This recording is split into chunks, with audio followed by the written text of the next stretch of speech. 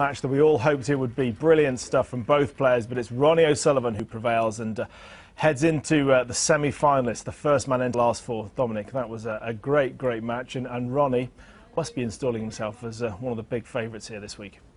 He'll feel that way now, I think. He's just won the German Masters just a couple of weeks ago, hasn't lost a match obviously, and he's playing very good snooker again at the moment, and it'll be very pleasing to him, I'm sure, to regain some of that lost confidence of the last couple of years. And we talked before the match about where it would be won and lost. Now we've seen the game. Where do you think Ronnie had the advantage? Well, tactically, definitely. I mean, unless Judd pots everything he goes for and makes 5 or 6, fantastic breaks, which he's been doing in certain matches this week and in previous tournaments, eventually, you're going to play a match that does require a good tactical brain and a lot of quality safety play. And Ronnie can play safety with anybody in the world. He's a tremendous tactician, knows the game inside out. Judd still has that phase of the game to learn to a degree. He's got a lot of experience, but I mean, by and large, he pots himself in, makes an abundance of big, heavy breaks, and that's his scoring force. That's what Judd does so well. But, he did miss 1 or 2 towards the end there. The balls did get tied up in previous frame, actually, when Ronnie was 4-3 up. A couple of colours went safe, a couple of reds went safe, so you had to play some safety play, and Ronnie has the advantage in that department of the game. And Judd really did knock in some fantastic pots in that, but it was the ones that he missed, and often was just leaving the white balls on a plate for Ronnie, and in this mood, he's always going to take advantage. Yeah, I mean, it was an incredible red that Judd potted there when Ronnie had him in all kinds of trouble. But in the end, it wasn't good enough. Well, Ronnie, very well done indeed. Again, you're knocking out all the big names in this tournament. You must be really pleased with the way it's gone. Yeah, all credit has to go to Judd, because he put me under a lot of pressure out there, and he's putting some balls that I've never seen people go for. He certainly plays a different game to anybody else, and so I was just you never know whether you've left him safe or not. Sometimes you play a great safety shot and you think might get an opportunity out of it, and then he pots the ball and clears. So, when you're playing under them circumstances, it does keep you under a bit of the cosh. I remember when I used to do that to a few players when I first came into I know how they must have felt now. But yeah, it's all credit because he's had a great season. He's been top 2-3 players in the last year or so. So he's fantastic talent. And playing that on your mind before the match, just to make sure that your safety was top-notch, because you just can't afford to give him any chances. No, I just kind of thought, just go and play your game, and hopefully, I can put him under a bit of pressure, and hopefully give him something to think about. And there's no point trying to keep Judd under wraps, because he's far too good a potter. He's going to make shots. You just have to accept that's the way. It's the same with Mark Williams, and Paul Hunter was like that. There's no point in trying to wear him down and try, because they're just too talented, far too good a potters. All you can do is just try and impose your game, and hopefully, it's enough. And in the match, Judd obviously got first and got a big century break early on. I mean, how do you feel when you see that? Well, no, it can inspire you sometimes, because you can sit there watching him and think, you can kind of sometimes pick up a rhythm and momentum in the game. So, I was never sort of sitting there thinking, oh, mate, he's a quality player, he's a class. You expect him to make centuries.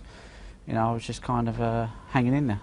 And you must be really pleased as well with the way you're playing. I mean, we mentioned already that you won the German Masters, and I mean, is this all kind of just building up the confidence every match, and so you just feel better every time you go out?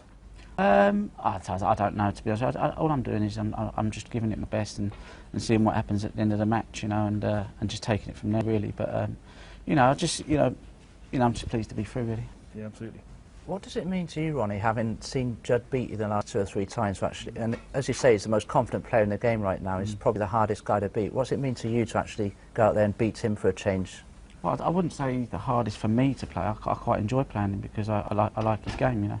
I kind of so I enjoy playing Judd. I mean, John Higgins for me is the hardest player you've ever played. Because sometimes you just don't see a ball for like 5, 6, 7, 8 frames, and plus knocking in 80s and 90s and tons. Judd's a completely different player. He's a bit like me. We play off of confidence, and when it's all going well for us, then we just pot balls off the lampshades. But you certainly know you're going to get chances, and you do against me. But you're under constant pressure out there when you're playing someone like that, because you think, well, what's happening next? Where's again in that frame now I was 4-3 up, and I put a white on the cushion, and same as in the UK, I was 5-4 up and 40 on in front. I've left the balls on. I think game over really, and he's potted a red and cleared up, and you know, so and he's done it again in that. So different types of players, but I like playing Judd because he goes for shots and, you know, he gets 99% of them, but, you know, the odd one misses, you've got to be scoring heavy enough to punish him. Well, Ronnie, it was a real pleasure watching you again today. Very well done, and we look forward to seeing you in the semi-finals against Stephen Maguire or Mark Selby. Thanks, Ronnie. Thank you.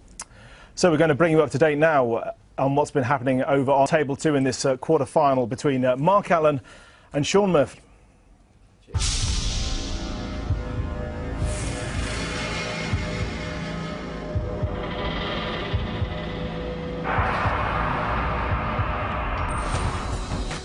Tend to be at the front of things, and I wouldn't say I'm a leader of people, but I do like to. I've probably got a bit of OCD. You know, I like to sort of run things.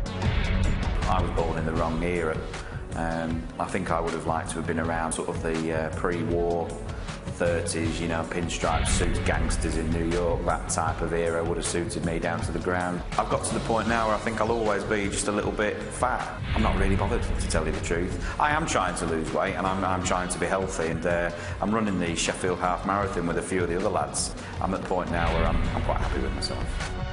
I'm trying to teach myself a bit of piano. I'm learning some languages and trying to fill my time. It takes a second to say please or thank you, and I know you get taught that as a child, but you know, you wouldn't be surprised how many people forget about it, and you know, just to say thanks to somebody.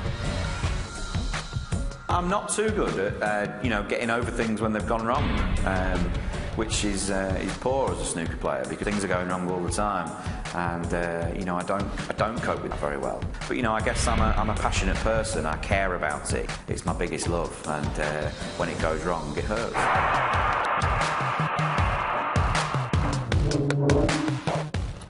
Well, Shaun Murphy lost the first frame of his